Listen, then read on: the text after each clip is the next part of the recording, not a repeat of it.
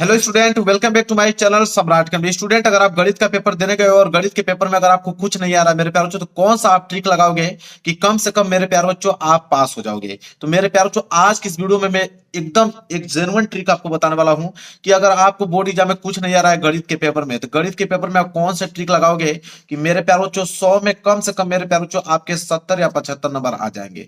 मैं ज्यादा 95% लाने का दावा नहीं कर रहा हूं, मैं आपको 70 से 75 नंबर लाने के लिए बोल रहा हूं। आराम से मेरे ट्रिक की मदद से आप 70 से 75 नंबर ला सकते हो, भी गणित में।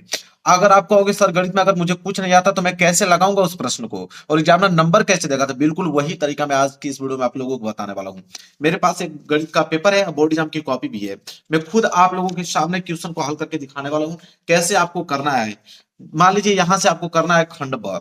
खंड ब करना है मेरे प्यार जो प्रश्न उत्तर संख्या 21। ठीक है, बहुत सारे प्रश्न बताने वाला हूं।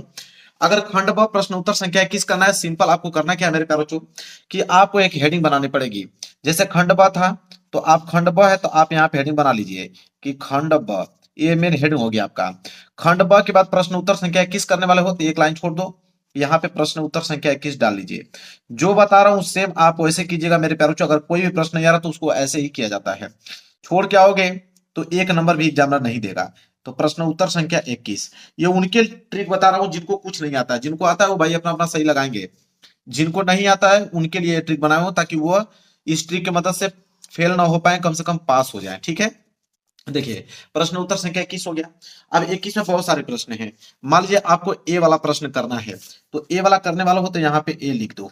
ठीक है, अब देखिए कैसे इसको हल करेंगे। प्रश्न हम एक बार पढ़ेंगे। प्रश्न यह है कि यदि दो संख्याओं का अंतर 26 दिया हुआ है, ठीक है, और तथा एक संख्या दूसरी संख्या की 3 गुनी है, तो संख्याओं को ज्ञात कीजिए। 2 नंबर का प्रश्न है। यह प्रश्न आपको एग्जाम में नहीं आ रहा है, बिल्कुल नहीं आ रहा है, क्योंकि आप मैथ को आपको मैथ आता ही नहीं तो आप लगाओगे कैसे।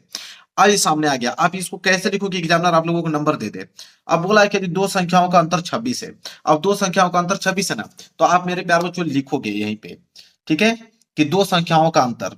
ठीक है, आप यहाँ पे नीली पेन से लिखोगे कि दो संख्याओं का अंतर। जो जो बता रहा हूं सेम उसी तरह आपको कीजिएगा। अब दो संख्याओं का अंतर 26 दिया है, तो यहाँ लिखोगे दो संख्याओं का अंतर। दो संख्याओं का अंतर बराबर कितना दिया हुआ है? 26 दिया हुआ है। ठीक है, यह हो गया।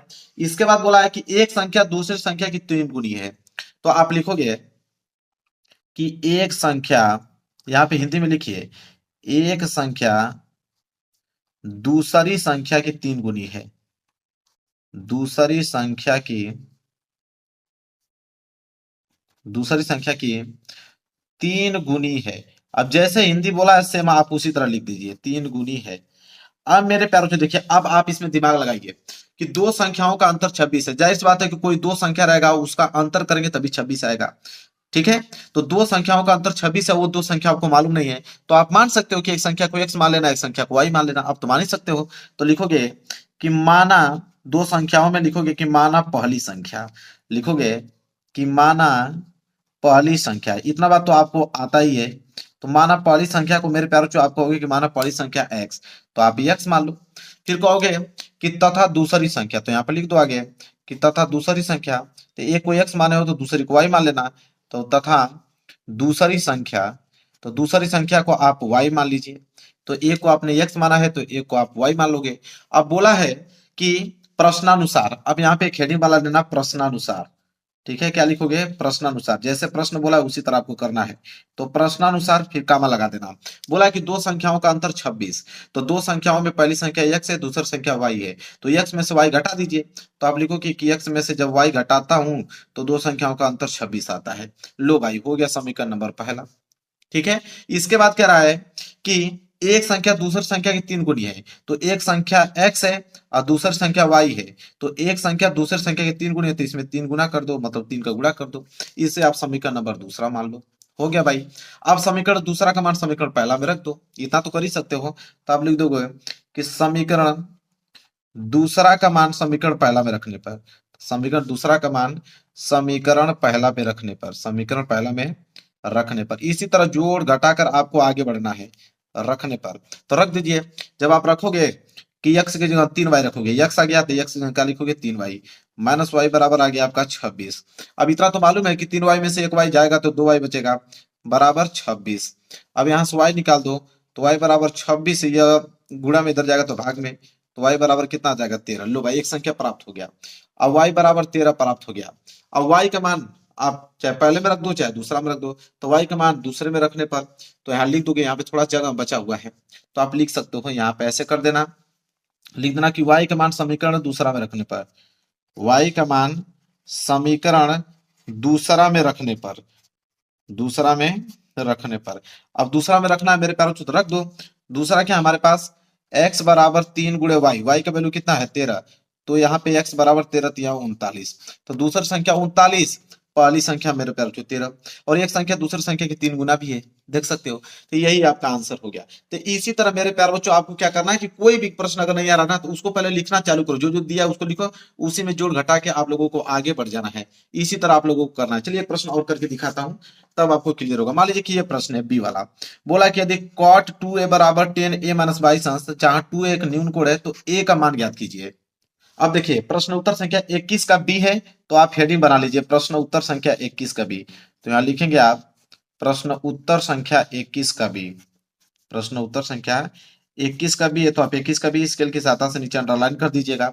अब मेरे प्यार जो बोला है कि यदि cot 2a बराबर, देखिए यदि cot 2a बराबर इतना दिया है, जहां 2a एक न्यून कोण है, तो a का मान पूछा है, तो पहले आप लिखोगे यहाँ पे कि दिया है, क्या लिखोगे कि दिया है, जो जो चीज दिया है पहले आप उसको नोट कीजिए।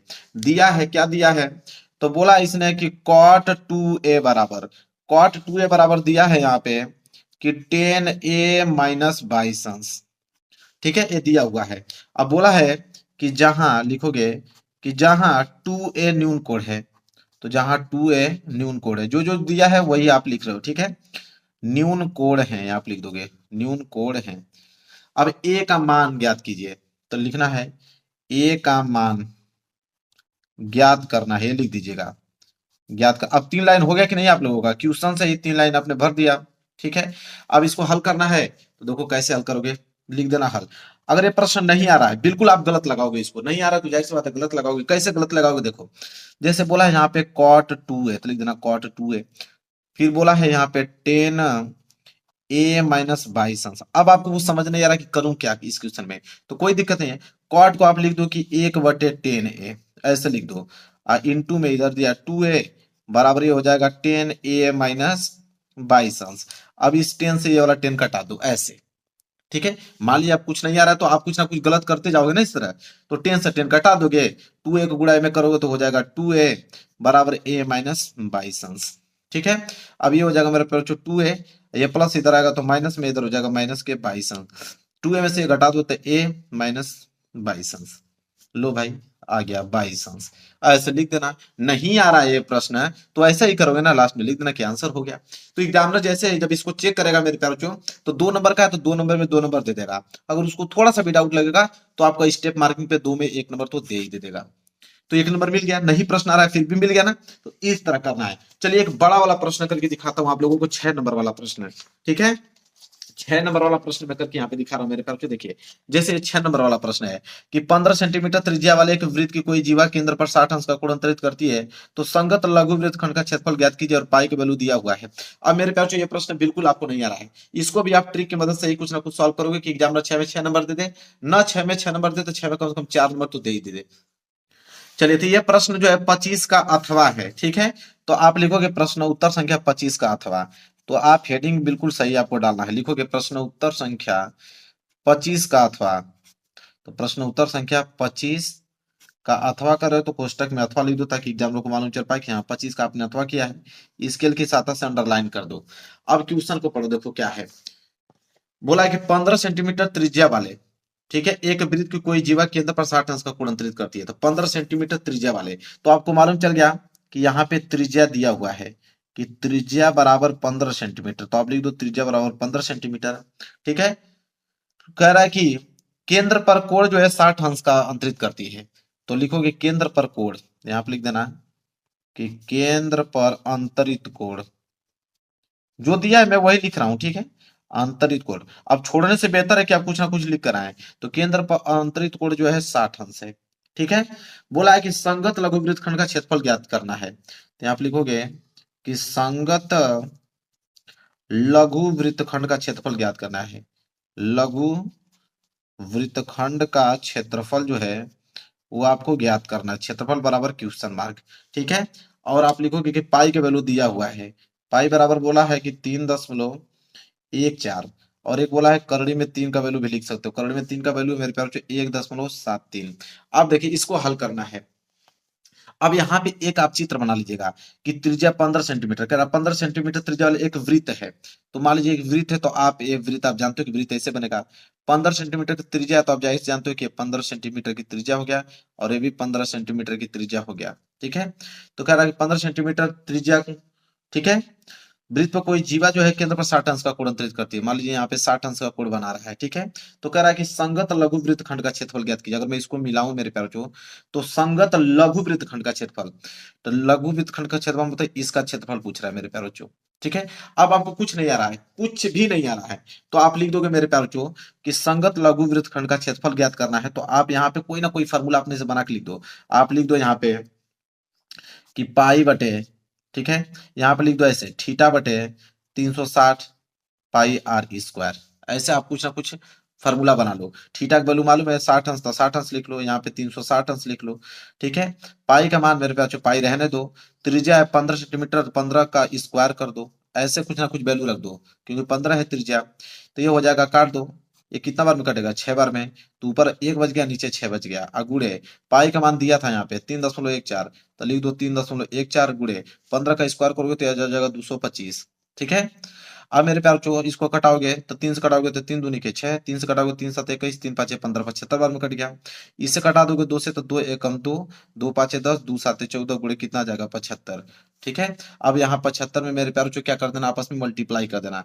जो मल्टीप्लाई करोगे मेरे प्यार चो वही मेरे प्यार चो क्या आ जाएगा, आंसर आ जाएगा।